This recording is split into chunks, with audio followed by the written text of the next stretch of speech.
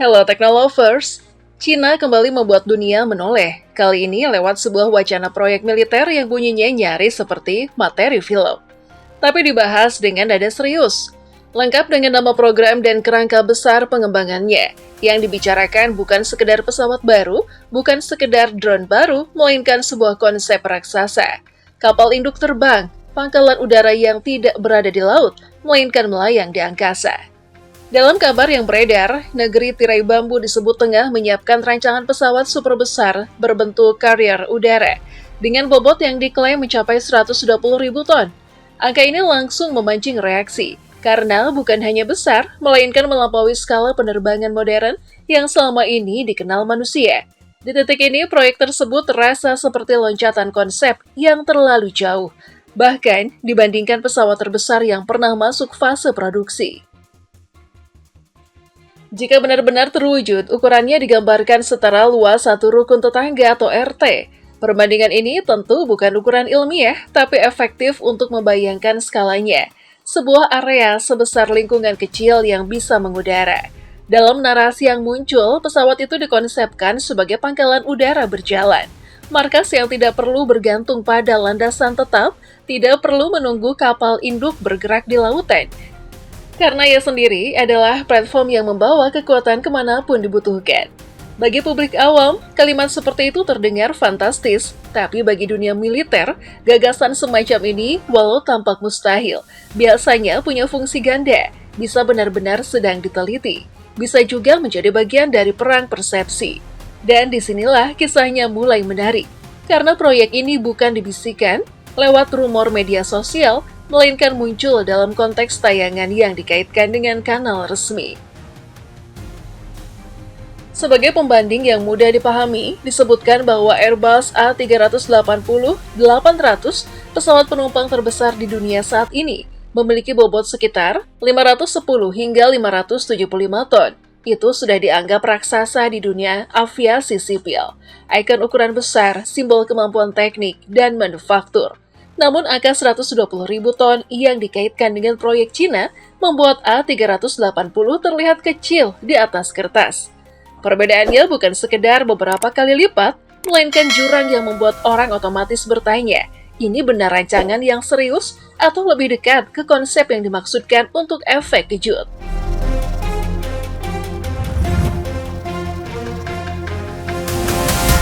Rencana ambisius terbongkar.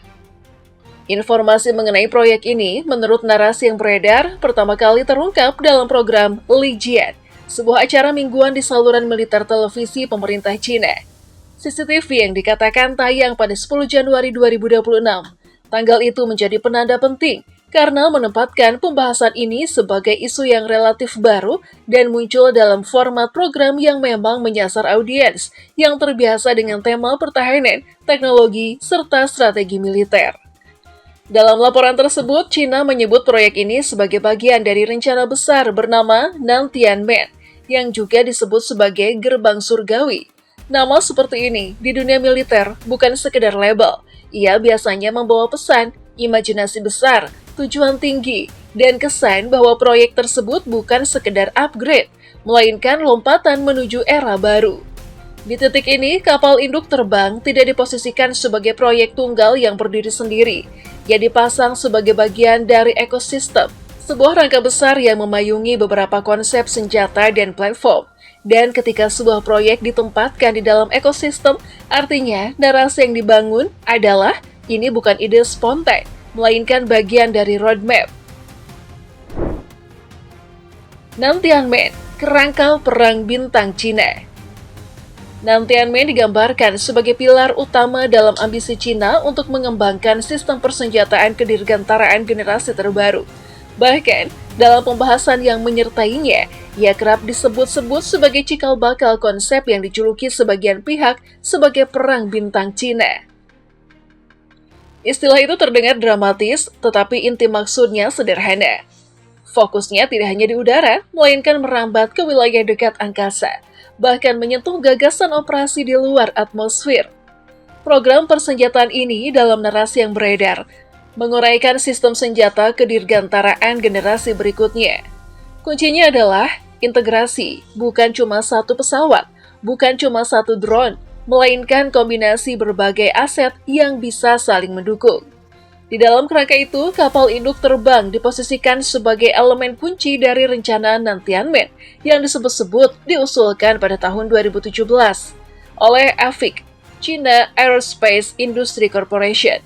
AVIC adalah nama besar untuk dirgantara China, sehingga keterkaitan ini memberi kesan bahwa gagasan tersebut setidaknya pernah dibicarakan dalam ranah institusional. Konsep kekuatan masa depan yang dibawa Nantianmen juga disebut mencakup sistem pertahanan udara dan pertahanan terintegrasi. Ini penting, karena istilah tersebut menunjukkan bahwa proyek ini tidak hanya bertujuan menyerang, tetapi juga mengendalikan wilayah udara, mempertahankan aset, dan mengintegrasikan pertahanan sebagai satu paket sistem. Dalam deskripsi yang ada, Nantianmen dibayangkan bekerja dengan dukungan pesawat tempur generasi berikutnya, kendaraan udara tak berawak, dan aset lainnya yang beroperasi di udara maupun di ruang angkasa. Dengan kata lain, ini semacam gambaran jaringan kekuatan yang berada dalam satu rantai komando dan satu ekosistem teknologi. Dinamakan Luaniao. Inti dari proyek Nantianmen disebut bernama Luaniao, nama yang dipakai untuk kapal induk terbang tersebut. Dan disinilah bagian yang paling membuat orang berhenti sejenak, angka-angka dimensinya. Menurut program Lijian, Luaniao dirancang dengan panjang 242 meter, lebar 684 meter, serta berat lepas landas maksimum 120.000 ton. Ukuran ini kalau ditaruh dalam imajinasi, bukan lagi pesawat seperti yang dipahami publik. Ini lebih mirip platform raksasa yang kebetulan terbang, semacam pulau kecil yang mengudara. Tak mengherankan jika banyak orang langsung mengaitkan Luaniao dengan helicarrier, kapal induk udara dalam film Hollywood The Avengers. Perbandingan ini muncul bukan karena teknisnya sama persis, tetapi karena fungsi naratifnya mirip. Sebuah markas bergerak di udara, tempat pesawat-pesawat kecil keluar masuk, dan menjadi simbol kekuatan yang bisa hadir di mana saja. Namun, penting diingat, menyebutnya mirip helicarrier bukan berarti memastikan ia benar-benar bisa dibuat. Perbandingan itu lebih menggambarkan rasa konsepnya, bagaimana proyek itu diposisikan dalam imajinasi publik. Membawa 88 drone tempur Suanu. Luaniao, menurut narasi yang beredar, tidak hanya ditujukan sebagai simbol. Ia direncanakan mampu membawa hingga 88 pesawat tempur tak berawak, yang disebut Suanu. Nama yang diambil dari legenda Tiongkok, merujuk pada sosok yang dikenal sebagai Dewi Perang dan identik dengan strategi dan kecerdikan militer. Di sini, pemilihan nama juga penting sebagai pesan. Dalam banyak budaya militer, penamaan sering digunakan untuk membangun identitas, bukan sekedar kode, tetapi simbol yang memuat makna, kebanggaan, dan arah narasi.